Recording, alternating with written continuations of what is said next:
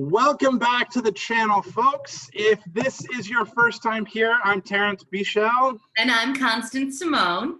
And this is How to Get Away with YouTubing. Each week we dissect a singular episode of a classic mystery TV show. We cover everything from vintage Perry Mason to Murder, She Wrote, all the way up to more contemporary favorites like Psych and the 827th episode of Law and Order. We're not the biggest fans of Law and Order. No, we are not, Terrence. Anyway, on today's episode, we're going to head in a slightly different direction. And to say that this is a treat for us would be a gigantic understatement. That's right, Constance. We have the entire cast from the canceled TV show Diagnosis Shakespeare here to do a reading of their first episode on our show. You may remember Terrence and I obsessing over this show a few seasons back when our friend Tom introduced it to us. It combined our love of TV murder mysteries with our obsession for all things Shakespeare. 6 episodes were produced before the show was canceled, but what can I say? People just don't appreciate good TV anymore. Diagnosis Shakespeare followed theatrical director Arlo Whitaker and his stage manager assistant Sarah Sandoval as they solved crimes while producing Shakespearean plays. Later in today's episode, we'll be introducing all of the actors who are joining us today. But for now, we'd like to welcome Jason Cortland, who played Arlo, onto the show. Thank you so much, Constance and Terrence. We're all so happy to be reuniting for this table read. So I was wondering, do you still keep in touch with one another? I have kept in touch with Carla Imler, who played Sarah. As a team, we just clicked. In fact, we're looking for an opportunity to work together again very soon. I've heard through the grapevine that we might be hearing a little something about a possible project for you two in the near future. Maybe. Can we tempt you to give us a hint about what that might be? Let's just say that if I said the title of the project out loud, it might be bad luck. Oh, well, that sounds incredibly exciting. Yes, it does. But for now, let's talk about Diagnosis Shakespeare. Now, as much as we both love TV, Constance and I were not aware of this show when it was originally on the air. I'm not surprised. The network didn't have much faith in us. We're new, and they didn't do much to promote it. That's a shame because the first episode was really fun. Thankfully, our friend Tom had all the episodes saved on his DVR, so we binged all 6 episodes in one day. I was so sad we didn't get to see more when it came to an end. It's one of the big disappointments of my career, Terrence, that it didn't go on. But we're all really, really proud of this show, and this episode in particular. Now, the last 5 episodes were never aired, right? That's correct, but they are available on a special DVD set called Diagnosis Shakespeare, The Method Behind the Madness. So Constance and I had the pleasure of interviewing Mikey Lepley and Christina Riddlehoover, the creators of the show, at a recent Comic-Con event. They're both so lovely, and what a gift they gave me, this role of Arlo Whitaker. They were actually the ones who suggested this How to Get Away with YouTubing special event. And we were happy to make it a benefit production for our friends at Blue Lake Public Radio. I know they're big fans of your show, and we are so happy to play a part in raising money for such a great a public radio station. I heard that you're going to read all the stage directions, Constance. We're glad to have you as part of our team for this reading. Oh, I can't wait. I'm sure everyone in our audience is also waiting with bated breath, so we should get started. But we do want to say a few words about our sponsors, Blue Lake Public Radio and the Pigeon Creek Shakespeare Company. Yes, thank you for reminding me, Terrence. This presentation is a Pigeon Creek Shakespeare Company benefit production on behalf of Blue Lake Public Radio, 88.9 in Grand Rapids and 90.3 in Muskegon, the Lakeshore, West Michigan's voice of the arts. Blue Lake Public Radio is a listener-supported station. Your financial support is important. Please make your contributions now at bluelake.org/pledge or text to donate Love Blue Lake to 44321. Now, let's get to it. I promise that we'll introduce the rest of the cast to you at the end of our show. But for now, without further delay, Diagnosis Shakespeare, Episode 1, The 12th Night Murder, or Is the Knot Too Tight? Scene 1. It's opening night of a production of Twelfth Night at the Bard in the Barn Playhouse. The play is about to end. We can hear the final act in progress. I am sorry, madam, I have hurt your kinsman. But had it been the brother of my blood, I must have done no less with wit and safety. You throw a strange regard upon me, and by that I do perceive it hath offended you. Pardon me, sweet one, even for the vows we made each other but so late ago. One face, one voice, one habit, and two persons, a natural perspective that is and is not. Antonio? Oh, my dear Antonio, how have the hours racked and tortured me since I have lost thee? Sebastian, are you? Hearest thou that, Antonio? How have you made the division of yourself? An apple cleft in two is not more twin than these two creatures. Which is Sebastian? Most wonderful! Do I stand there? I never had a brother, nor can there be that deity in my nature of here and everywhere. I had a sister, whom the blind waves and surges have devoured. Of charity, what kin are you to me? What countrymen? What name? What parentage? Of Messaline. Sebastian was my father. Such a Sebastian was my brother, too. So when he suited to his watery tomb, if spirits can assume both form and suit, you come to frighten us. A spirit I am indeed, but am in that dimension grossly clad, which from the womb I did participate. Were you a woman, as the rest goes even, I should my tears let fall upon your cheek, and say thrice welcome, drowned Viola. My father had a mole upon his brow. And so had mine. And died that day when Viola from her birth had numbered 13 years. Oh, that record is lively in my soul. He finished indeed his mortal act that day that made my sister 13 years.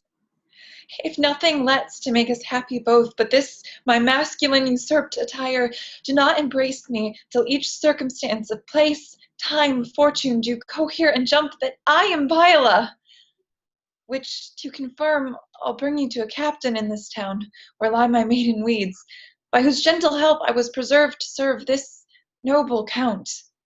All the occurrence of my fortune since hath been between this lady and this lord. So comes it, lady, you have been mistook, but nature to her bias drew in that. You would have been contracted to a maid, nor are you therein by my life deceived. You are betrothed both to a maid and man. Be not amazed. Right noble is his blood. If this be so, as yet the glass seems true, I shall have share in this happy wreck. Boy, thou hast said to me 1,000 times, thou never shouldst love a woman like to me. And all those sayings will I overswear, and those swearings keep as true in soul as doth the orbed continent the fire that severs day from night. Give me thy hand, and let me see thee in thy woman's weeds. The captain that did bring me first on shore hath my maid's garments. He upon some action is now in durance at Malvolio's suit, a gentleman and follower of my lady's. He shall enlarge him. Fetch Malvolio hither. Oh, and yet, alas, now I remember me, they say, poor gentleman, he's much distract. When that I was and a little tiny boy with hey-ho, the wind and the rain, a foolish thing was but a toy for the rain. every day. A great while ago, when the world begun with hey-ho, the wind and the rain, that's all one. Our play is done, and we'll strive to please you every day. There is thunderous applause and music as we transition to Scene 2, the opening night party in the green room of the Bard in the Barn Playhouse. Many of the cast members have left already. The only people left are Arlo, Sarah, Carly, Bud, Stuart, Alicia, and Logan. It's late. Everyone is talking and laughing and carrying on. Hey, everyone. Before Arlo and Sarah head out, let's gather round. Everyone gathers. Arlo, this is the very first show you've directed for the Bard in the Barn Players. And Sarah, you've stage managed here before, but we have to thank you for bringing Arlo into the fold.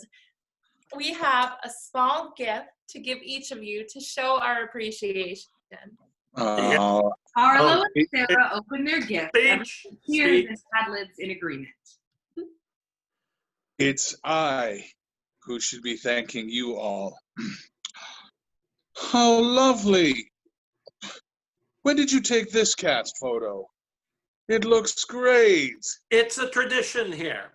We find a time during tech when you're out to lunch or in a meeting, and everyone rushes around to get in costume and take this as quickly as possible.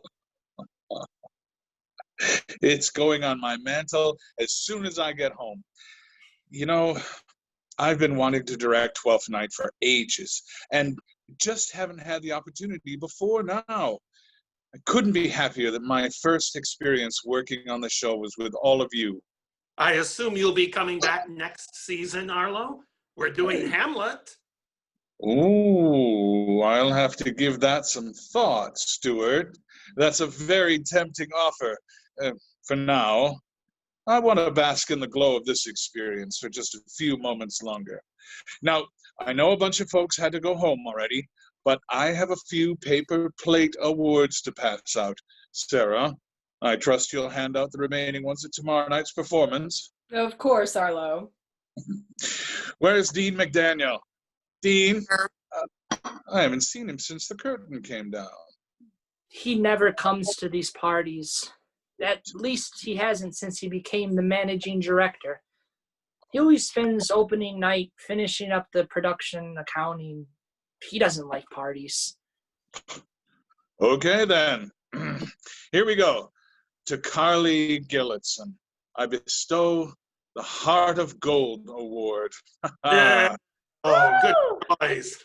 Oh, yes. You always have a smile on your face and have made rehearsal a joy from the very first day. I can't imagine Viola being played by anyone else, and I thank you. Thank you for the opportunity, Arlo. It was a dream come true. Next, the Silent Hero Award for Bud Perry. I know you haven't been on stage for a long time, but your unexpected audition for Duke Orsino blew me away.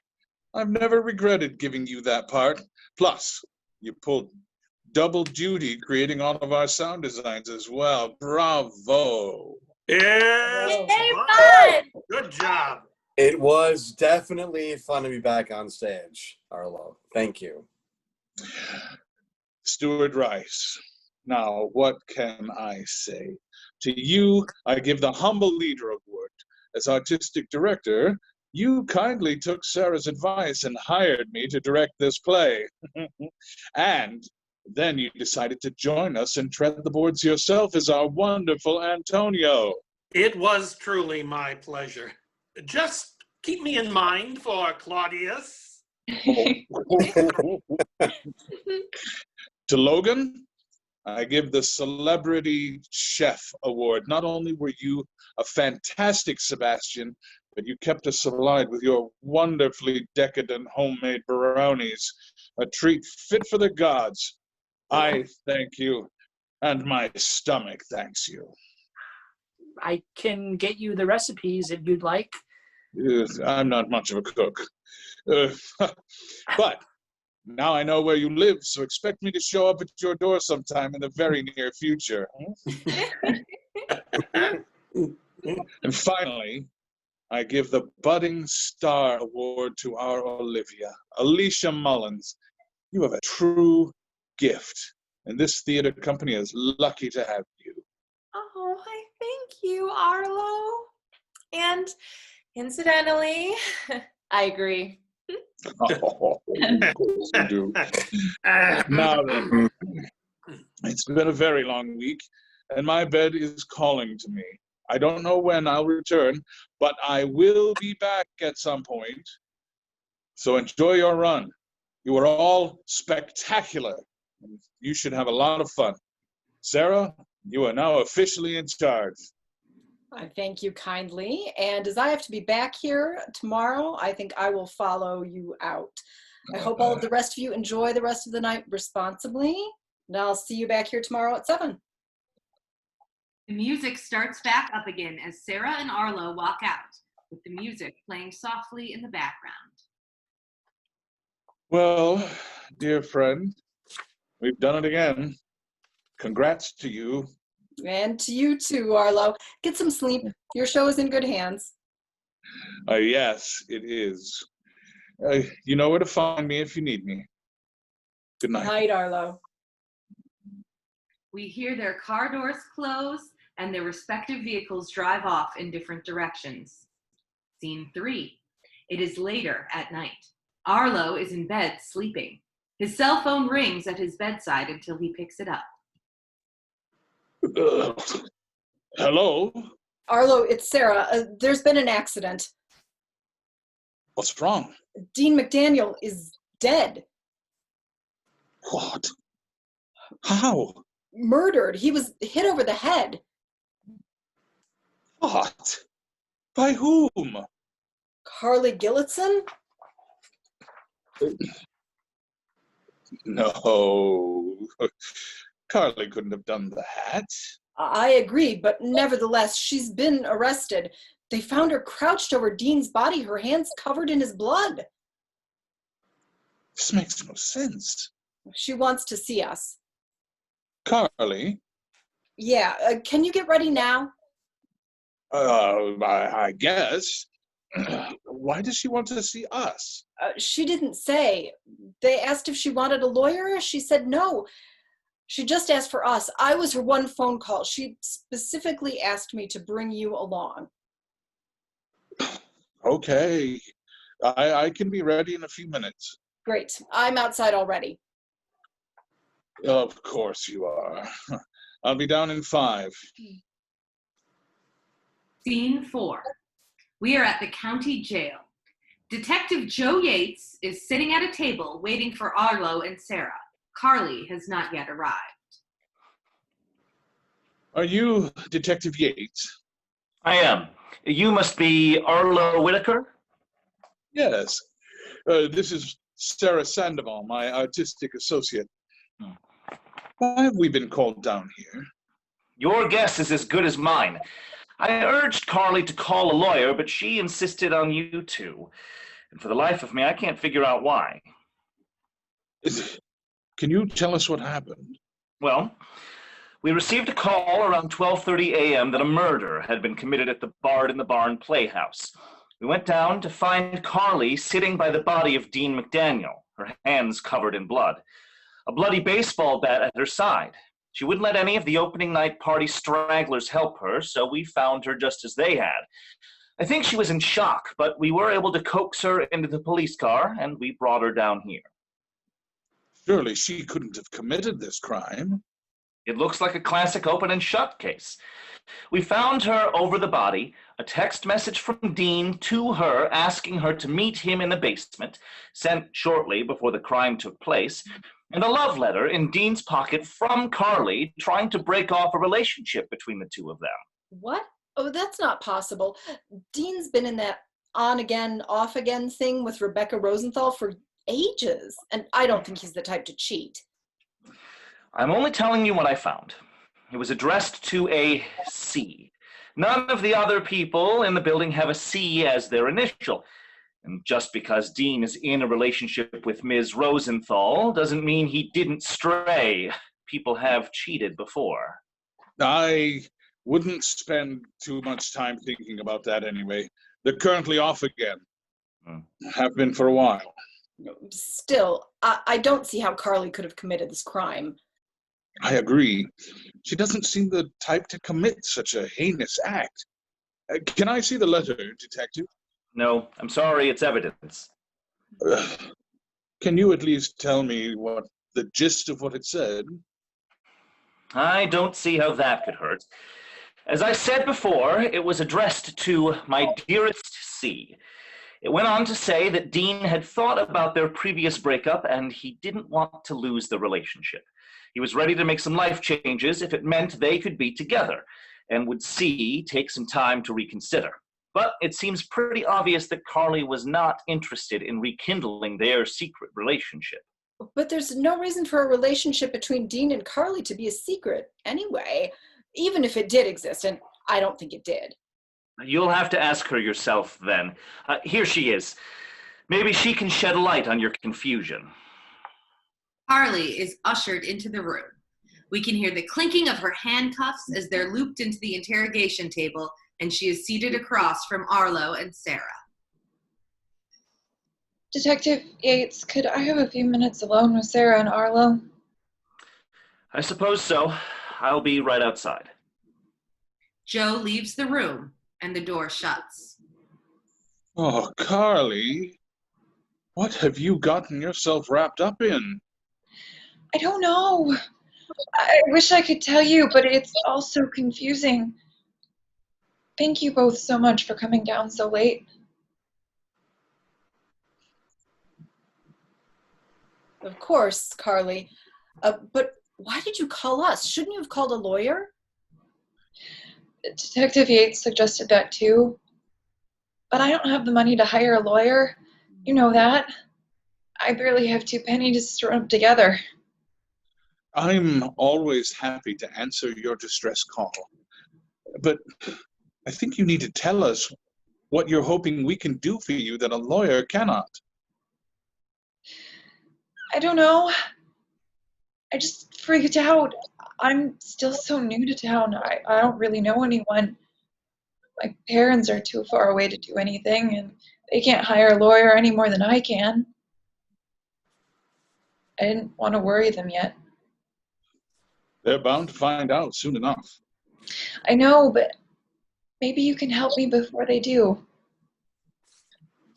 I don't see how. You know me. You're the only people who really do. At least aside from the other folks who were there when Dean was murdered. I don't trust them now. You have to believe me that I couldn't have done this. I'd like to, Carly, but they found you beside his body, covered in his blood. And they have the love letter that Dean wrote to you.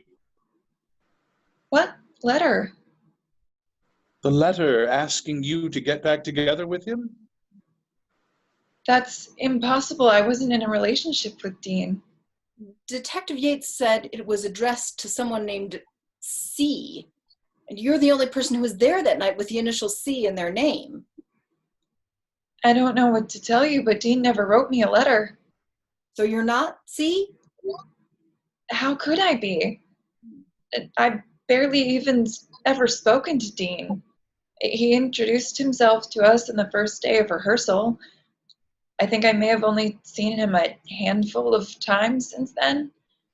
At press events for the show and backstage for a few of the preview performances. That's it. You have to believe me, I didn't do this. Then why were you found over his body with his blood on your hands? I got a text from him. I was just about to leave. The party had wound down and I was getting my things together in the dressing room. He wanted me to meet him in the basement. Couldn't imagine why. He'd never texted me before. The only reason I've even had his number in my phone was because I make a habit of putting all the important contacts in my phone book after the first rehearsal. It's a nervous habit I developed years ago when I couldn't get a hold of the stage manager. Anyway, I went down to the basement and the lights were out. I turned them on and saw his body in the corner. I couldn't tell that anything was wrong at first. I went over to him. That's when I saw the bloody baseball bat. I screamed. Before anyone came down, I knelt down to see if Dean was still alive. That must have been when I got his blood all over my hands. I didn't even realize it. He was gone, and I couldn't do anything to help him at that point.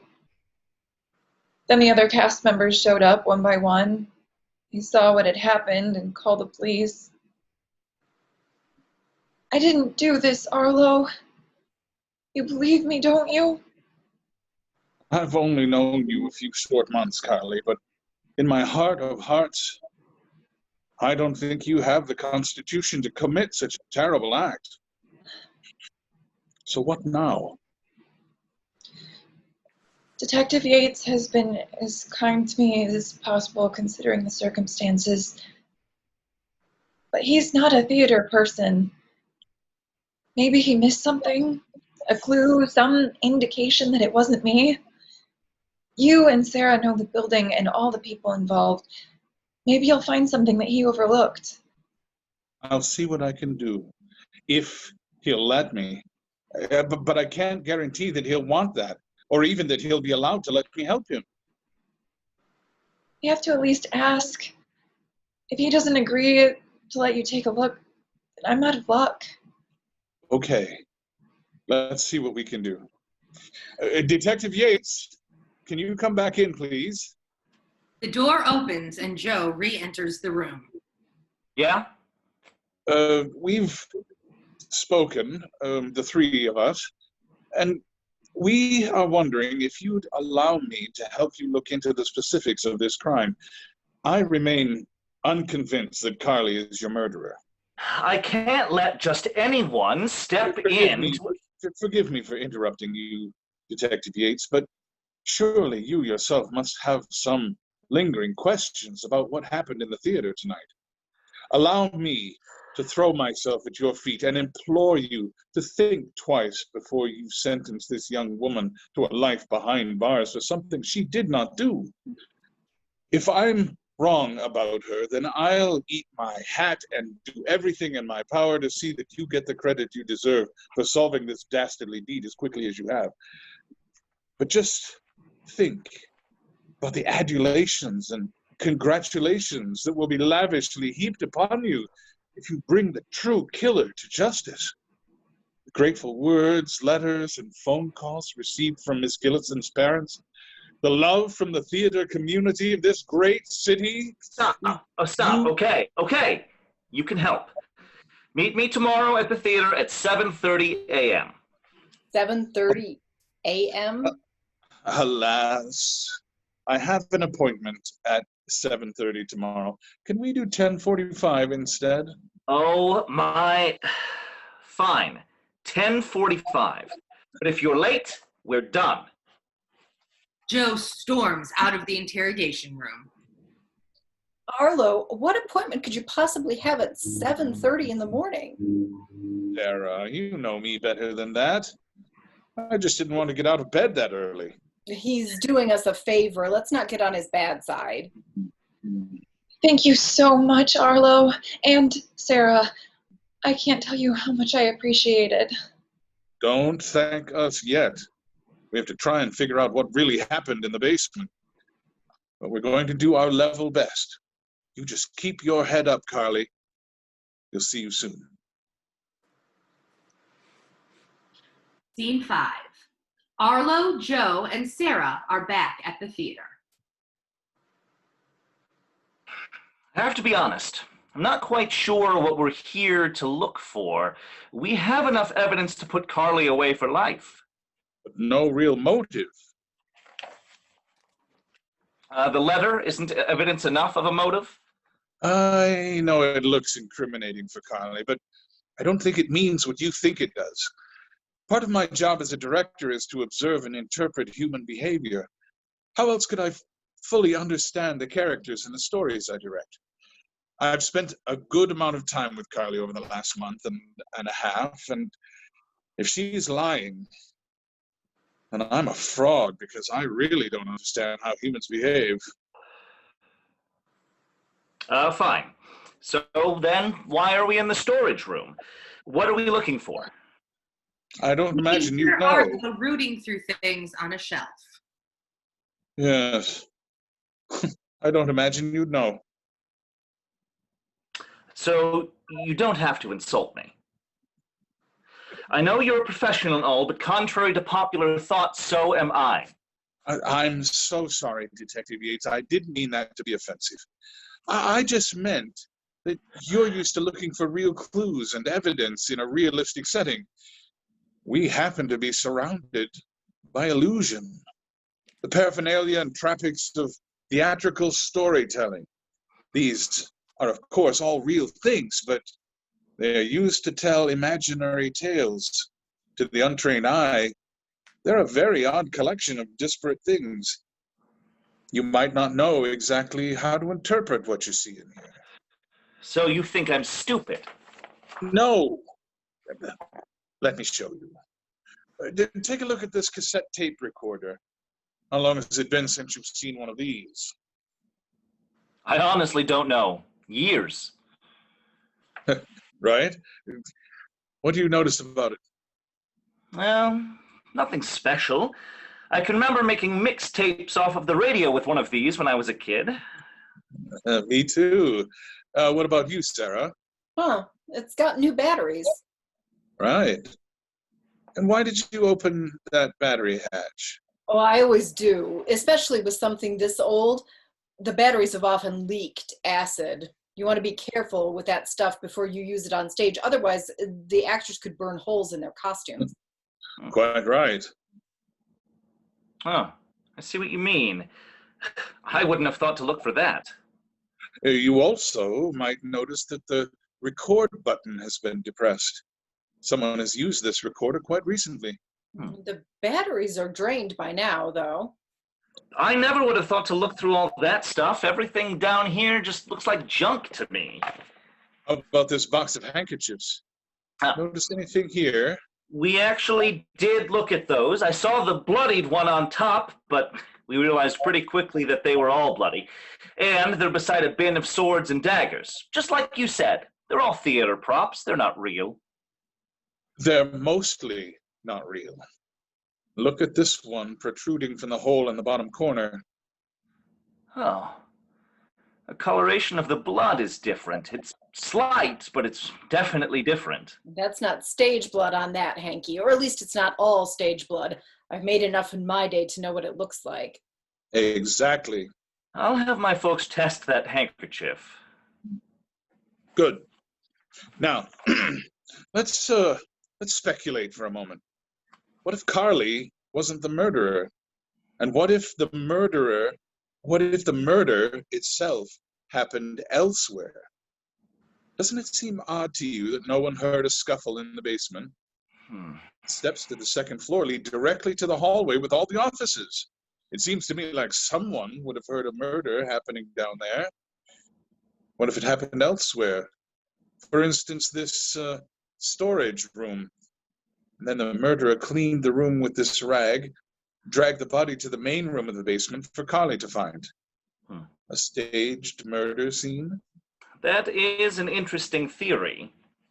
One that has merit when you take into account the fact that we're surrounded by theatrical props and overly dramatic people. I'm starting to come around to your side. But you're going to have to work extra hard to prove that someone other than Carly did this. I certainly don't want an innocent person to go to jail, but the odds are stacked against her at this moment. We should check in the dumpster, too, Arlo. The theater had a big cleaning day with their volunteer team last week, so it might not yield anything, but it's worth a look. Definitely. You lead the way, Sarah? They walk out the back door of the basement to the alleyway and open the dumpster lid.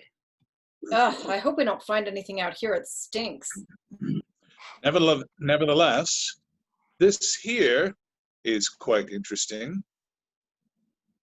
Really? It looks like garbage to me. It's just that cheesy wooden cartoon cutout of Shakespeare. They put it in the lobby last year during Young Bard's performance.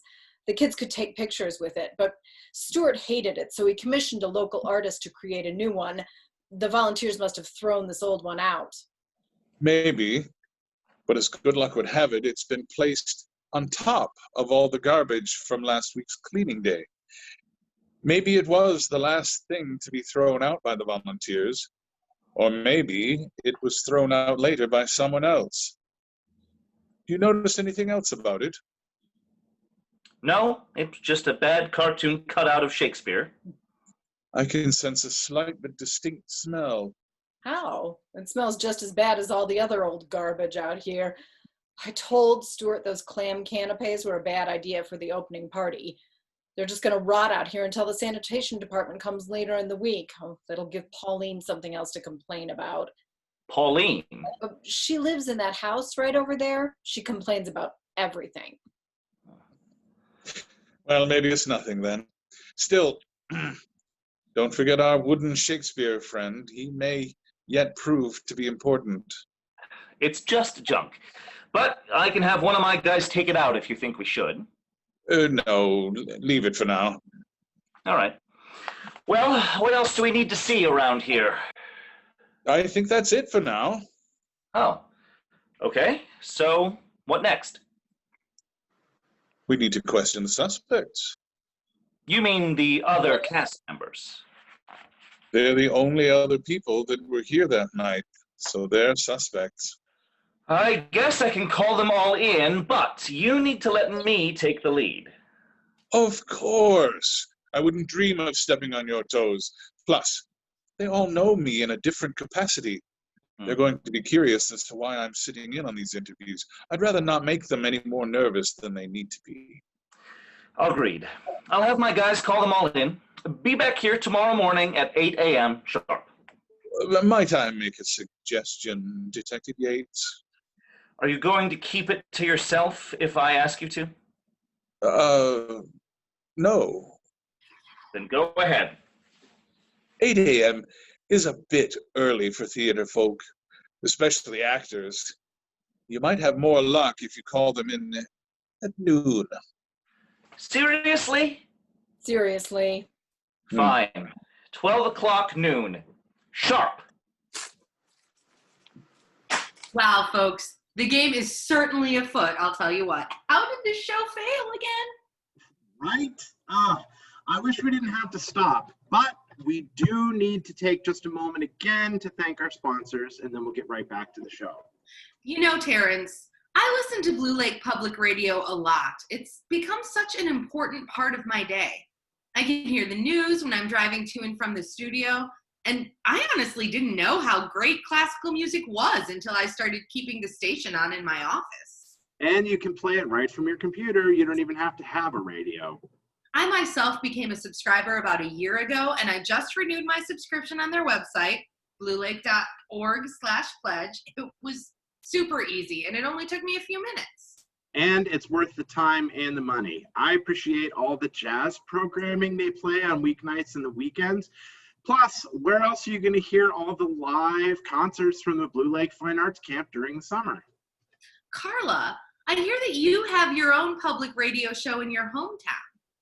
I do. In fact, I got my start in the business doing radio plays in the town that I grew up in. My neighbor produced the Young Actors Radio Hour from WRLT every Saturday morning. I sadly stopped when he passed away. But I recently took on the job of producing new episodes with the local kids. It's been an absolute blast. So you recognize the importance that public radio can play in a community like this one. I sure do. And I hope that your viewers will join me in making a donation to Blue Lake Public Radio. It's really easy to become a member. Just click on the link in the description below or go to bluelake.org/pledge. I don't know about you, Constance, but I'm anxious to get back to the story. Me too. Take it away, cast. Scene 6. Arlo, Joe, and Sarah are sitting in the Bard in the Barn Playhouse green room. Joe has asked Bud, Stuart, Alicia, Logan, and Pauline to all show up so they can be interviewed by himself and Arlo. I think we should just jump into these interviews. Sarah, if you don't mind, I'll have you usher each person in so that I can question them one at a time. So you're going to make her the stage manager? I guess, if that's what a stage manager does. It's exactly what I do at auditions. Oh, okay. Well, let's get started. Wait, just a minute. What? I should ask if either of you have any information. I know you weren't in the building when it happened, but you've been with these people a lot in the past month or so. Was this a complete surprise to you both? To be honest, I didn't spend much time with Dean. He gave me my contract, but that's about it. And I already told you my thoughts about Carly's guilt. I'm in the same boat, Detective. I usually get all of the gossip from the cast members, but I didn't get anything. In fact, it was an unusually quiet experience overall. I'm sure I don't have to tell you that theater folks can be a bit dramatic. Yes, I'm aware. But offstage, this group was surprisingly drama-free. I probably should have been more suspicious of that, but maybe if I'd been paying closer attention, I might have noticed something earlier. I was just so happy to have a relatively drama-free rehearsal process. I don't think you could have kept this from happening, Sarah. But if either of you think of anything from here on out, please don't hesitate to share it with me. You have nothing to worry about, Detective Yates. The way I see it, we're a team. All right, good. Let's get going then. I'm sure the natives are restless. I'll bring Logan in first. She opens the door and brings Logan into the room. He's obviously upset and works through his tears. Thank you for agreeing to talk with us, Logan. Well, I don't have much of a choice, do I? What's Arlo doing here? No offense, Arlo. He agreed to help me with the investigation. I'm not a theater person. I don't understand your world. He's acting as an intermediary, if you will, so I can get a better understanding of what happens around here. I hope that's okay with you. Sure. It's actually kind of nice to have a familiar face in the room. It's hard not to feel a bit intimidated. No need to feel that way. I know the circumstances are unfortunate, to say the least, but I'm a pretty good guy, all things considered. That's good to know. I have to admit, though, I thought that Carly had been arrested. I'm confused. Yes, we still want to check into a few things and just clear up some loose ends. Okay, then. What can I tell you? How long have you known Dean? We go back a ways. I've been doing shows here for a while, and I think he's been the managing director for 10 years, maybe 11. I can't remember when he started, but we became friendly over the years. Excuse me. Were you surprised to hear that he had been murdered? Yes. How could I be anything else? Dean was a friend and a decent guy. I can't imagine why anyone would do that. Forgive me, I didn't mean to be insensitive. Can you tell me where you were when you heard Carly scream? I had gone to Dean's office to find him. We often have one last nightcap after the opening night party. He didn't like parties. So I would take a little bit of the party to him. Anyway, the door was open and there was music playing in the room. So I just sat in the room waiting until he returned. Did you see anyone else while you were waiting? Alicia was on the front porch, and Stuart was on my heels when we heard Carly. I think he had been in the office packing up his things to go home, but that's about it. We hear a ticking clock signifying that time has shifted forward. Sarah has ushered Bud Perry into the green room.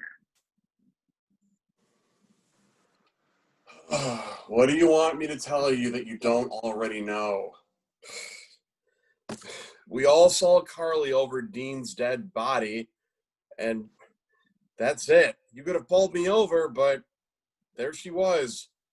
Blood all over her hands and the floor. I know all about that, Bud. I'm more interested in hearing about your castmates. Did you notice anything out of the ordinary? Besides the dead body? Not really. Everyone was upset. Some of us were a little drunk, but no one was sloppy about it. It was opening party. You said you were surprised to see Carly over the dead body? Why? She's so sweet. I mean, I can imagine why she had done it, or how she'd even muster the nerve to do such a thing. Did she kill him with kindness? It's a rather callous thing to say. You're right. I guess there's no telling why she did it. We'll just have to see to be more careful when it comes to auditionees in the future. Well, where were you when Carly's screams were heard? In the alleyway behind the theater, smoking. I know it's a bad habit, but I can't shake it.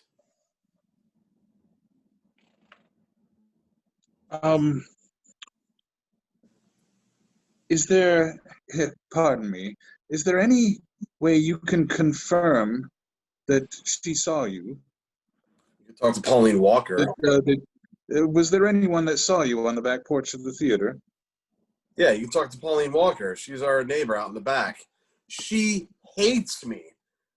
The alleyway is ours, so I was there often. I go up back there often to smoke, but she doesn't like it. She's always yelling at me to stop. And how long have you been working here at Bard in the Barn? Officially, about 4 years. I came on as a second designer for our Othello at the beginning of 2016. Why do you say officially? I learned everything I know about theater in this building, at least until I went to college. I started doing backstage stuff here when I was in middle school, so I've been around. We hear a ticking clock signifying that time has shifted forward. Sarah has ushered Stuart Rice into the green room. How long did you work with Dean, Stuart? For about 7 years, I think. That's when I came on as artistic director. Would you say that you had a good working relationship with him? Sure. Well, there's always some dispute brewing between the artistic director and the managing director. Well, they have to deal with money and donors and spreadsheets and grant proposals all day. I get to do the fun stuff, rehearsals, parties, working with guest artists, the flashier looking jobs. So there was often some friction, but on the whole, we liked one another.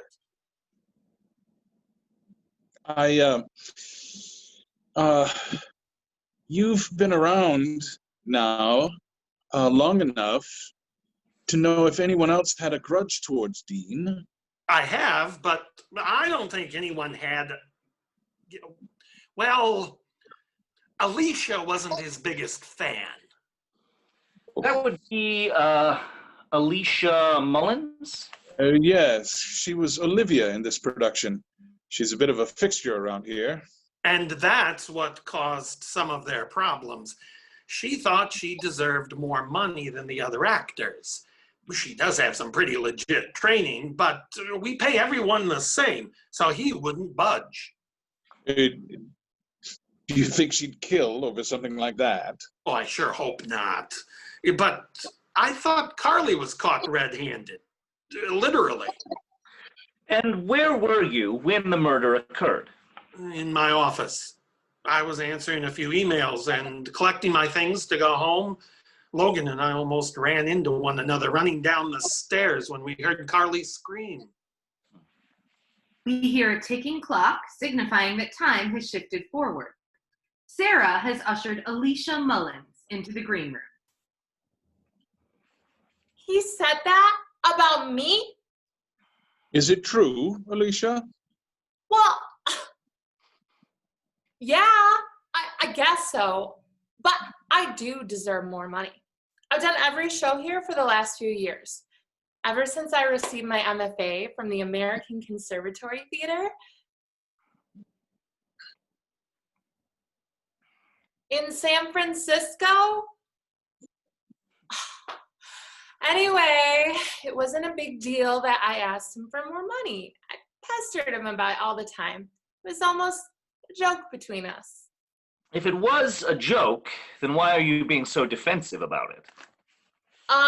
Maybe because we just found a dead body a couple of days ago. It's enough to set anyone's teeth on edge. True enough. For what it's worth, I didn't want Dean dead. And anyway, Carly did it. God only knows why.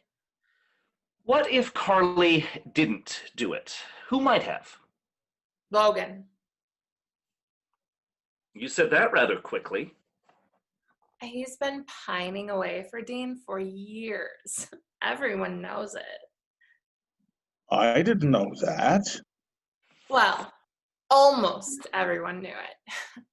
And I don't see what difference it makes anyway. Dean was in that weird relationship with Rebecca. Well, at least until a few months ago.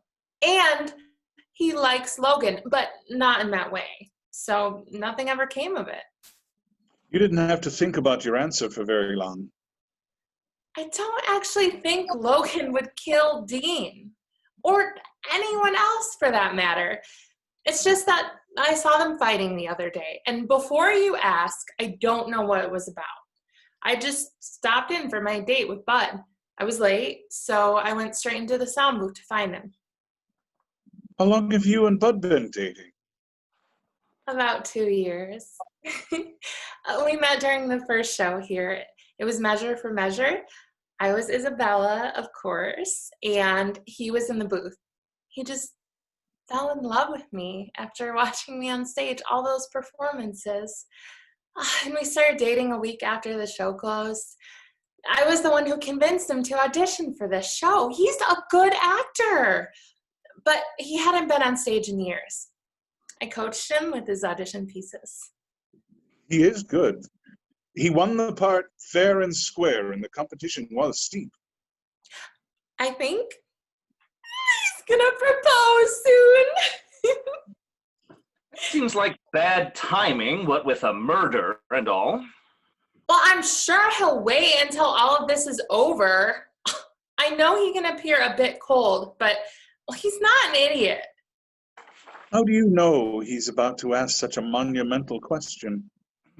He asked Daddy for permission 2 weeks ago.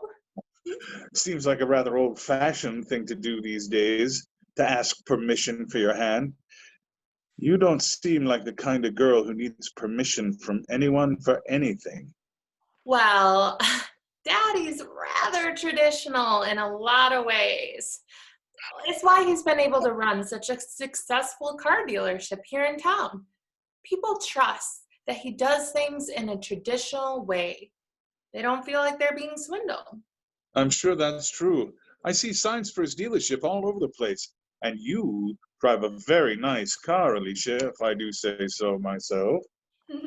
Daddy gave it to me. Oh, I figured as much. We're getting off track. Can you tell us where you were when everyone heard Carly scream? On the front porch of the building. I was waiting for Bud. We were ready to go. He just had to shut up his office and join me. But I think he was smoking in the back alley. I hate it when he smokes. But I heard that old hag from across the back alleyway yelling at him. Did anyone see you on the porch? I think Logan saw me when I walked out the front door. You'd have to ask him, though. We hear a ticking clock, signifying that time has shifted forward. Sarah has ushered Pauline Walker into the green room. Is this going to take long? It shouldn't. Now, I assume you've heard about the murder of Dean McDaniels. Yeah, the whole neighborhood's been buzzing about it for 2 days. Did you hear or see anything suspicious on Friday evening? Nothing out of the ordinary, if that's what you mean. Even an ordinary observation could be helpful at this point, Miss Walker. Who are you? This is Arlo Whitaker. He directed the current play. Huh. Well, I saw that damn Bud smoking in the alley again. It's right below my bedroom window. I can smell those damn cigarettes and it wakes me up. And I could hear him talking on the phone to his mother or something. I yelled at him, but he just kept yammering away on that phone. You really don't like him, do you? Well, I wouldn't say he's the devil incarnate, but he is a pain in the neck, as are the rest of the people in that building. Is that all you noticed? Yeah. Eventually, he ended the call and told me to shut up, and just as I was about to yell back, we heard that scream coming from the basement of the theater. You heard the scream? Yeah. And you didn't call the police? Why should I? That place is always noisy. The sounds I've heard coming out of that building, you have no idea. Anyway, Bud left as soon as he heard the scream, and good riddance as far as I was concerned. So I went back to sleep. That's all I really cared about. We hear a ticking clock, signifying that time has shifted forward. All the suspects are now gone. That's it. They're all gone. Well, Arlo, you begged to be a part of this. Any ideas? Skies, I see thou art a wickedness. What? It's a line from the play. Yes, a probable scenario is beginning to form itself in my mind's eye. And I think I know who killed Dean. And you figured it out because of a line from Twelfth tonight? Not just because of that line, but it certainly helped. Carly Gillitson did not commit this crime. But everyone has an alibi except for her. Yeah, I took detailed notes, Arlo. Someone somewhere saw every person here in the building while the murder was taking place, all except for Carly. I have no idea why she would have done this, but I don't see how it could have been anyone else. I can quote lines from the play too, and I think this knot is just too hard to untie. As much as we might hate to admit it, Carly is tied to this murder. I don't see how we can help. I'm with Sarah on this one, Arlo. Unless someone is lying about who or what they saw that night. Let's just think about what we found thus far, shall we? A love letter to C. A discarded silhouette of Shakespeare in the dumpster. Some batteries, a bloody rag, an overheard conversation in the alley, and a text message telling Carly to meet Dean in the basement. Yes, I've seen all the same things you have. But that's where you're wrong, Detective. I have one more thing to share with you, something I myself was unaware of until today. But it changes the outlook of the case in a major way. Take a look at the back of the paper insert from that cassette tape. A Midsummer Night's Dream, Bard in the Barn Players, 1995. It looks like an audio recording of an old production. Keep reading.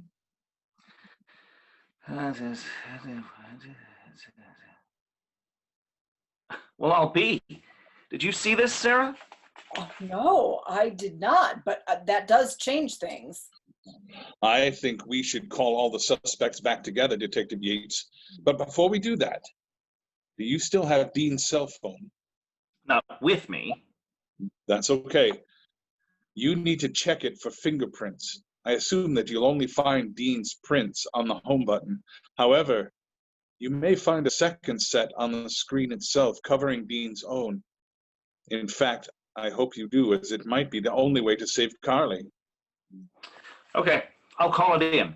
But if you're right about this, we'll need a second set of prints to compare them to. I assume none of these people have a previous record, so no archived fingerprints.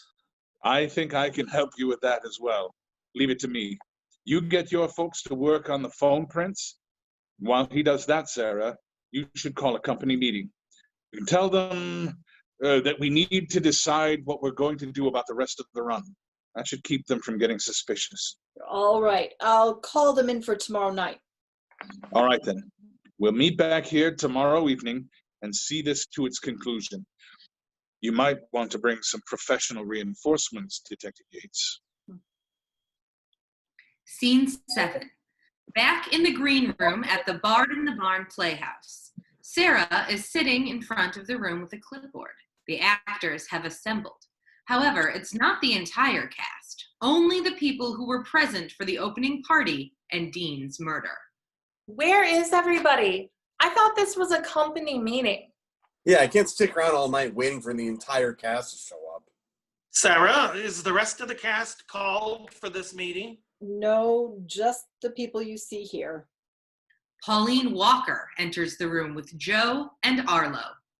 This better not take long, Yates. I've got things to do. We'll try and keep this as brief as possible, Ms. Walker. Now I see. This has something to do with Dean's murder. I've already given as much time as I can to this farce, so I'm going home. I'm sorry, I can't let you do that, Logan. We have new information to share with all of you.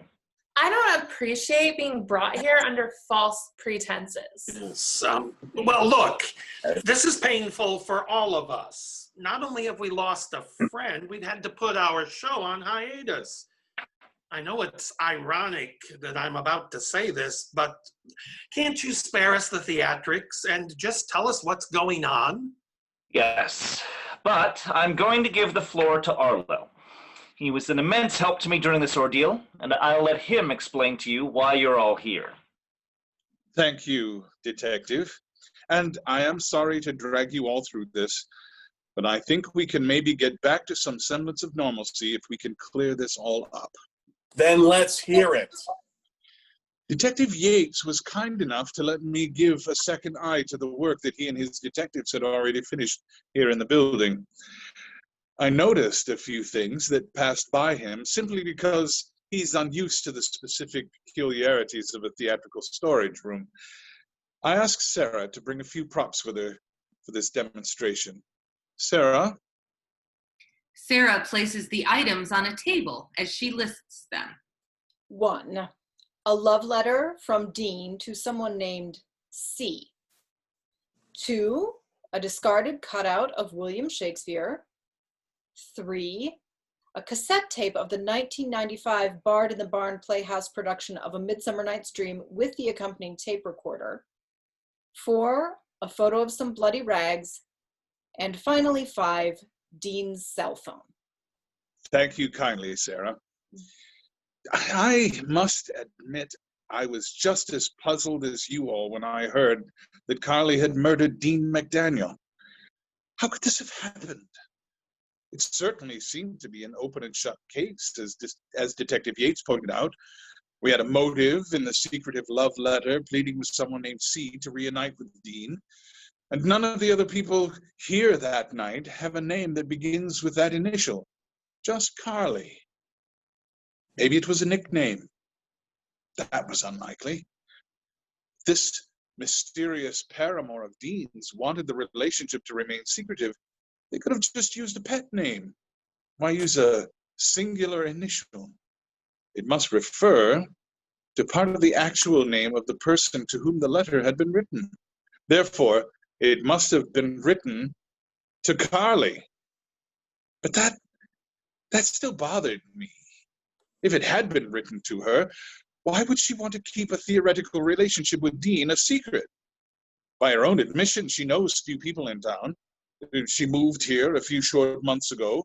What possible reason could she have to keep a relationship with a single eligible bachelor a secret? especially if he wanted to make it public. So I figured it was safe to rule Carly out as the perpetrator of the crime, at least for the time being. I follow your reasoning there, but how do you account for the fact that we all found her over the body? And I don't know about everybody else, but I saw Alicia and Stuart shortly after the crime took place, so that rules the three of us out. And I heard Bud behind the building telling Pauline to shut up. He's accounted for as well. And I saw Bud in the alleyway. Your points would seem valid. So, Carly did it. Can we go home now? Not yet. Let's look carefully at these props laid out by Sarah. And I call them props on purpose, but they've been used just as in a play to create an illusion. We'll look at them one by one. I've already talked about the letter. I could read it to you, but you don't need to hear the entire thing in order to understand what's important about it. Suffice it to say, Dean was in a secretive relationship with someone he referred to as C, and he was hoping to rekindle the relationship as C had recently broken it off. Now, on to the other props. Let's turn our attention to this wooden cutout. To our eyes, this is unmistakably a cartoon cutout of the bard himself, albeit a cheesy cartoon version of Shakespeare. But it's him, nonetheless. Would you all agree? Haunts my dreams, yeah. Good. But what happens if I turn out the lights like this? In the dark, can you still tell me who this cutout is meant to represent? I'd know that hideous cutout anywhere. Of course you would, Stuart. But Arlo has a point. You've seen and hated that thing every day for the last year and a half. But in the dark, with a little light shining from the back window, I can't tell that it's Shakespeare. It could be anyone. Exactly. Thank you, Sarah. Let's not forget that point. It will soon become an important one. Now, on to the next prop, the cassette tape. I haven't used one of these things in ages. In fact, Detective Yates reminded me how in middle school we all used to wait by the radio, listening for our favorite songs in hopes of being able to click the record button just when our favorite songs were played. But I didn't always have money to buy new blank cassette tapes, so I would record over the old ones. That wasn't a problem if I hadn't pulled one of these little plastic protector tabs out of the top. Removing those tabs prevents someone from recording over the previously recorded tracks. But sometimes my sister would pull them out of her own mixtapes in order to protect her favorite songs from being recorded over by yours truly. That didn't stop me. If you use a small piece of masking tape over the pulled tab, you can re-record over old tracks like the cassette tape was brand new. Notice that this cassette has duct tape over the protective tabs. Someone must have recorded over this archival production. Sarah, can you tell them what you heard on this tape when you listened to it? Nothing, save for a door closing at the beginning. It was 60 minutes of ambient sound from the storage room where we found it. Quite. But the batteries were clearly new, as you can see by the expiration date on them. If they had been placed in this tape recorder when it might have been in regular use, say 20 years ago, then the expiration date would be quite old, not 2024. For goodness sake, Arlo. I don't see what this has to do with any of us. And it's not some Agatha Christie novel, it's real life. Oh, let us go home. We didn't have anything to do with Dean's death. I know this is tedious, and I promise not to take forever and a day to finish telling you all what I think happened. But it's necessary to go through the details to prove my point. I guarantee this will all make sense. And as this is of primary concern to you, Stuart, if I'm correct in my thinking, it might even allow us to resume performances of Twelfth Night. You're assuming that any of us want to perform. Alicia, I don't imagine that anything could keep you from the stage or a chance to share your talents with the patrons of this theater. You think I'm talented? Now, moving on, the other props I can go through quickly. We had to provide only a picture of the bloody handkerchief, as the actual one is being tested by Detective Yates, folks. Suffice it to say, it was not stage blood on that hanky. Until the tests are completed, I can only assume it's Dean's blood, but I think it's a safe assumption at this point. And finally, we have Dean's cell phone and the text that was sent to Carly to meet him in the basement. I'm looking at all of your props, as you keep calling them, and I still don't see how someone else could have done it. I like Carly. We all do. But she did this, and she has to pay the penalty for it. Dean didn't deserve to die this way. It was actually the words of Viola in Twelfth Night that got me thinking about this murder in a new way. What is it that she says in her soliloquy? What means this lady? Fortune forbid my outside have not charmed her. Viola is surprised to find that not only has her disguise worked, it has worked sufficiently well so as to make Olivia think she is a man and fall in love with her. What if we've been thinking about this C all wrong? What if we are assuming that C is a woman, specifically Carly, because as far as any of us knew, Dean was only romantically interested in women.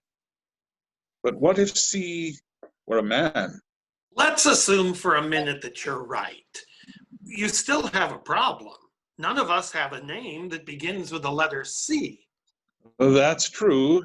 If you were to look at the cast list in your playbill, what if one of you is actually known to most people by a nickname and not a given Christian name? Seriously? Who could that be? We've all known each other for at least a few years. How could we miss a detail like that? Were you aware that my first name is actually Octavius? It is? Yes, but it's incredibly pretentious. So I choose to go by the slightly less pretentious name Arlo. But I rarely tell people my full name. Now, I direct your attention once again to the archival tape recording of A Midsummer Night's Dream. Can you read the name of the audio engineer listed on the back of the insert? Oh. Charles Bud Perry. Charles Bud Perry. The only person who's been around the Bard and the Barn Players since 1995, when that tape was made. The name Bud can be a kind of universal nickname. My great-uncle William was known as Bud, and I call my nephew Buddy all the time, but his name is actually Nathan. So what? My name is Charles. Big deal. That doesn't prove anything. He's right, Arlo.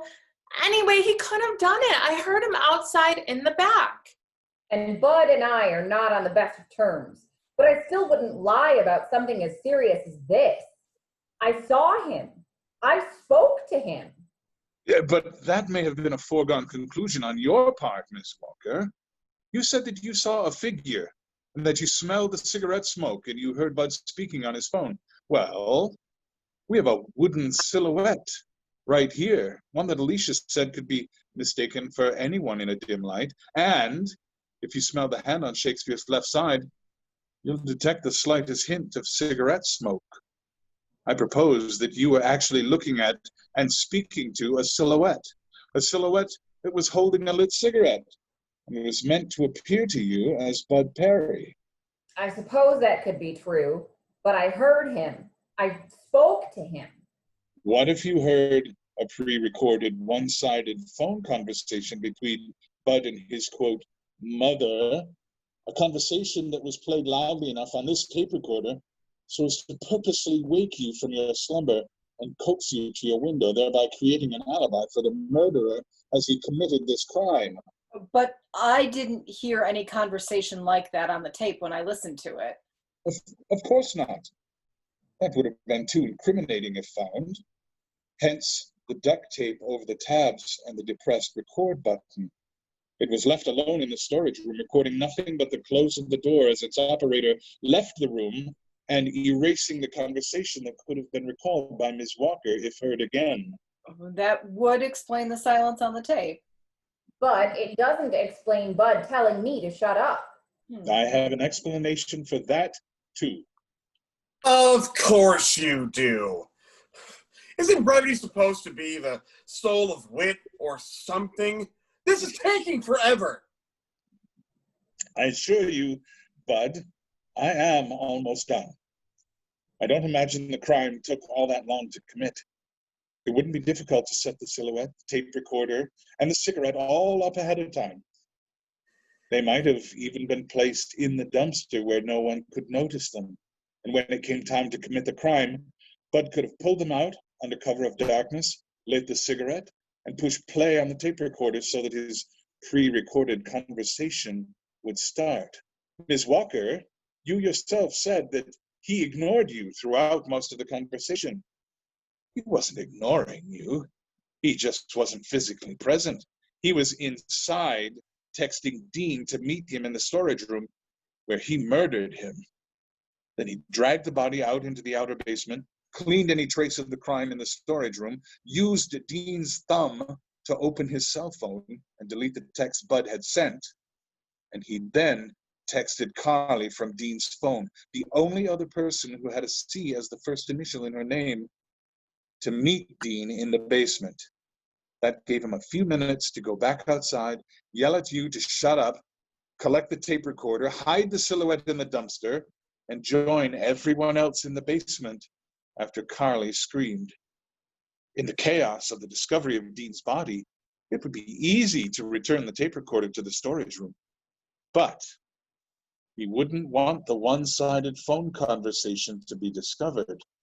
So he recorded over it, knowing he wouldn't have time to retrieve the tape recorder once the police showed up, thereby destroying the evidence of the fake conversation. He planned to implicate Carly from the start. Convenient fall guy, or girl in this particular instance.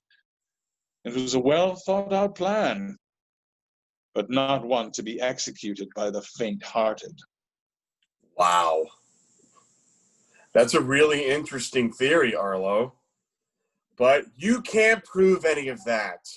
You've got a bunch of theater props. That's it.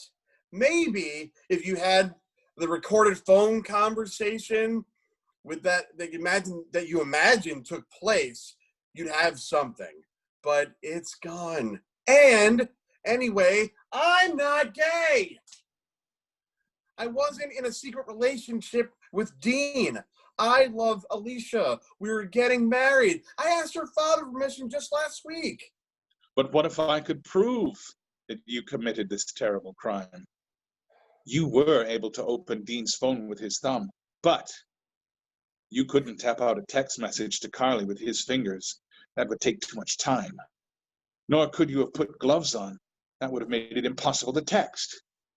So I had a hunch that your prints might be on the screen of that phone. And guess what? I was right. How do you know you're right? I didn't give anyone my fingerprints. You didn't have to.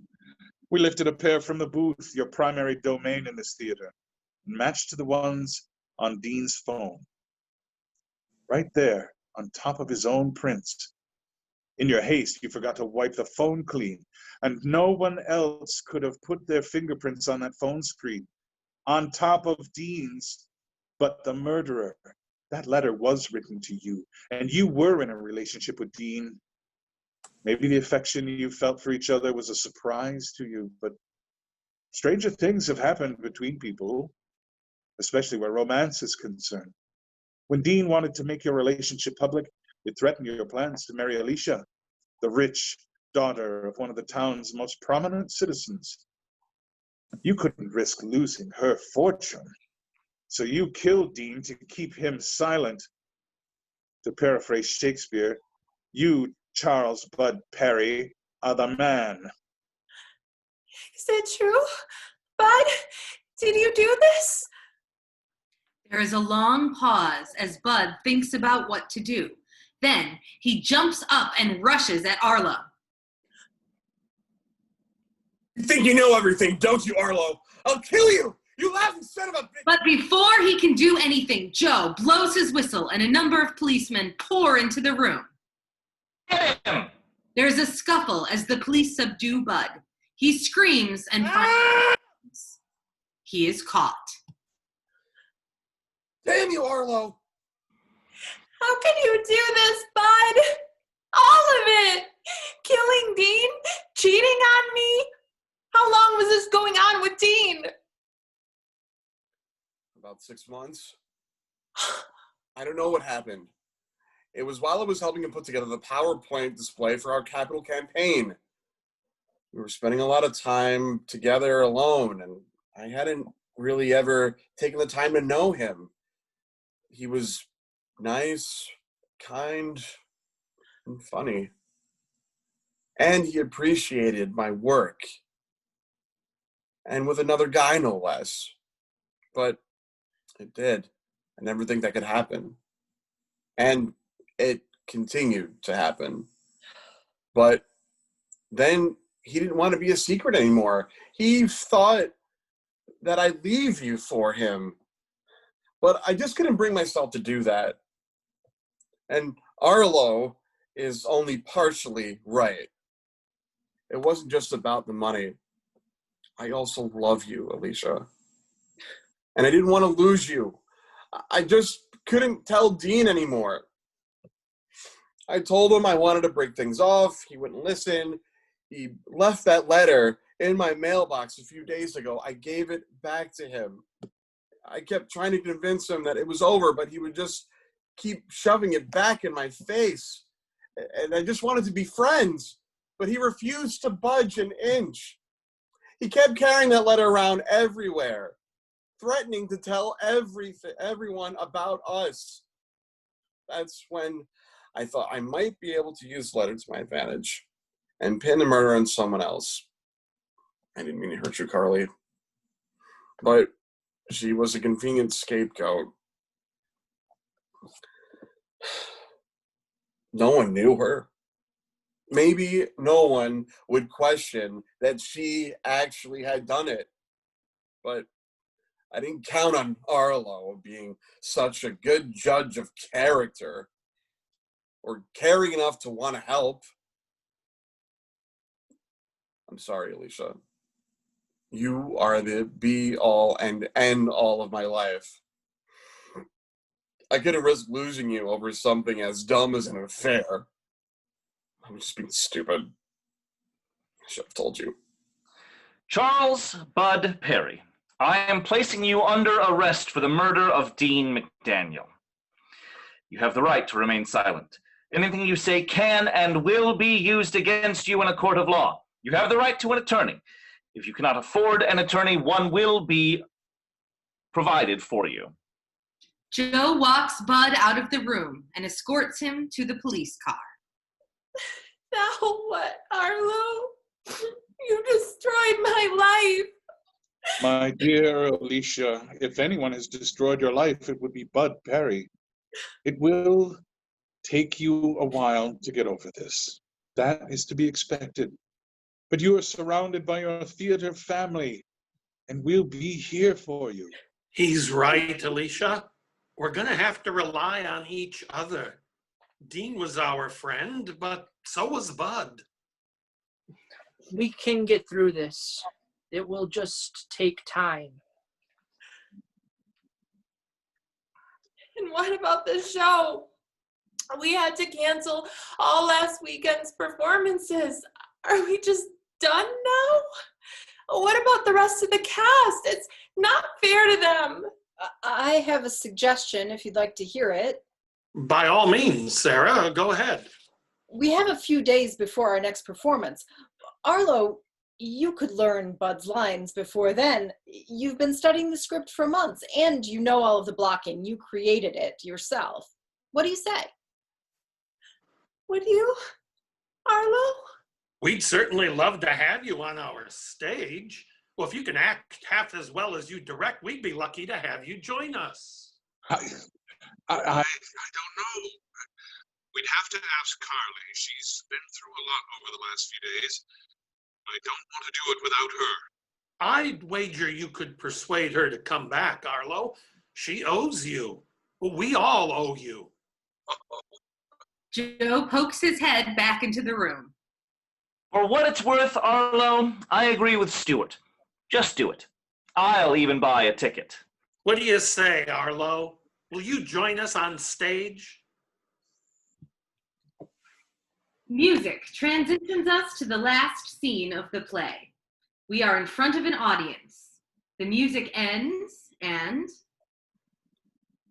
Once more, Cesario, get thee to yon same sovereign cruelty. Tell her, my love, more noble than the world, prizes not quantity of dirty lands. The parts that fortune hath bestowed upon her, tell her, I hold as giddily as fortune. But 'tis that miracle and queen of gems that nature pranks her in attracts my soul. But if she cannot love you, sir? I cannot be so answered. Sooth, but you must. Say that some lady, as perhaps there is, hath for your love great a pang of heart as you have for Olivia. You cannot love her. You tell her so. Must she not then be answered? There is no woman's sides can bide the beating of so strong a passion as love doth give my heart. No woman's heart so big to hold so much. They lack retention. Alas, their love may be called appetite, no motion of the liver, but the palate. It suffers surfeit, cloyment, and revolt. But mine is all as hungry as the sea, and can digest as much. Make no compare between that love a woman can bear me, and that I owe Olivia. Aye, but I know. What dost thou know? Too well what love women to men may owe. In faith they are as true of heart as we. My father had a daughter, loved a man. As it might be, perhaps, were I a woman, I should your lordship. And what's her history? A blank, my lord. She never told her love, but let concealment like a worm in the bud feed on her damask cheek. She pined in thought, and with a green and yellow melancholy she sat like patience on a monument, smiling at grief. Was not this love indeed? We men may say more, swear more, but indeed our shows are more than will. For still we prove much in our vows, but little in our love. But died thy sister of her love, my boy? I am all the daughters of my father's house, and all the brothers, too. And yet I know not. So shall I to this lady? Aye, that's the theme. To her in haste, give her this jewel, say, my love can give no place, bide no denay. Thank you all so much. This has been an absolute joy to have you with us today. You've got 5 more episodes out there. Might you all come back? Oh, definitely. Absolutely. Yeah. Selling reverse mortgages. Maybe we can convince you to come back for episode 2, The Taming of the Shrewd Station Manager. It takes place in a public radio station doing a celebrity podcast production of The Taming of the Shrew as a fundraiser. I'll bet our sponsors at Blue Lake Public Radio would love to hear that one. Speaking of which, we'd like to remind you that this presentation has been a Pigeon Creek Shakespeare Company benefit production on behalf of Blue Lake Public Radio, 88.9 Grand Rapids and 90.3 Muskegon, the Lakeshore, West Michigan's voice of the arts. Blue Lake Public Radio is a listener-supported station. Your financial support is important. Please make your contribution now at bluelake.org/pledge or text to donate Love Blue Lake to 44321. Before we sign off, we'd like to thank our cast of Diagnosis Shakespeare for being on our show today. As Arlo Whitaker, Jason Cortland. As Sarah Sandoval, Carla Imler. As Detective Joe Yates, Stan Settlemeyer. As Bud Perry, Brian Pershing. As Stuart Rice, Robert Easterlin. As Alicia Mullins, Wendelin Harkraker. As Logan Lloyd, Andrew Governor. As Carly Gillitson, Elsa Lindberg. And as Pauline Walker, Susan Weisner. I'm Constance Simone. And I'm Terrence Bichelle. And we'll see you next week for another episode of How to Get Away with YouTubing.